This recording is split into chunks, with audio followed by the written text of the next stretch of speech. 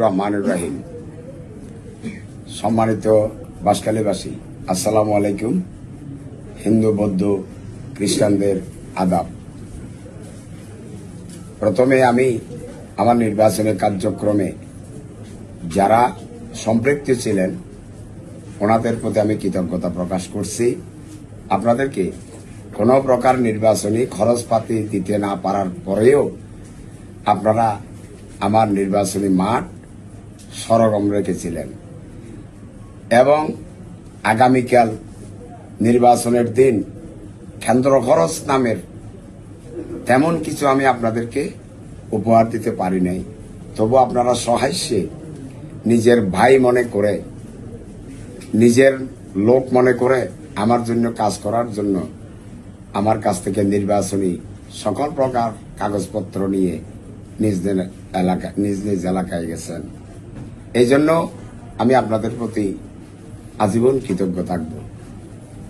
সম্মানিত বাঁশখালীবাসী, আপনারা জানেন আজকে 41টি বছর আমি আপনাদেরকে নিয়ে আমার পথ চলা। এর মধ্যে আমি 3বার গণ্যমান্য ইউনিয়ন পরিষদের চেয়ারম্যান নির্বাচিত হয়েছি জনগণের প্রত্যক্ষ ভোটে এবং এইবারে জাতীয় সংসদে প্রার্থী হয়েছি।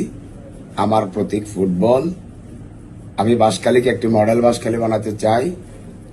আমি পশ্চিমে বঙ্গোপসাগর, পূর্বে পাহাড়ের সংমিশ্রণে একটি অনিন্দ বাঁশখালী গড়ে তুলতে চাই। আমি বাংলাদেশের জাতীয় সংসদে বাঁশখালীকে যৌক্তিকভাবে উপস্থাপন করতে চাই। প্রিয় বাঁশখালীবাসী, আমি বাঁশখালীকে সুউচ্চ সম্মানের আসনে আমি নিয়ে যেতে চাই। আশা করি আপনারা আমাকে সহযোগিতা করবেন।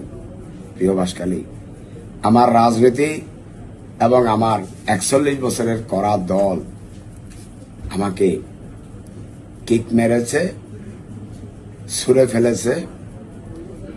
আমি আপনাদের কাছে ন্যায় বিচার চাই। আপনারা যদি আগামীকাল আবার ফুটবল মার্কায় একটি করে ভোট দিয়ে ন্যায় বিচার প্রতিষ্ঠা করেন, তাহলে সমগ্র বাংলাদেশে যারা কৃষকের সন্তান, শ্রমিকের সন্তান রাজনীতি করে তারা ভবিষ্যতে নেতৃত্বে আসীন হয়ে বাংলাদেশের কল্যাণে নিজেকে নিবিড়ভাবে নিয়োজিত করতে পারবে। আপনাদের সকলকে ধন্যবাদ। আসসালামু আলাইকুম, আদাব।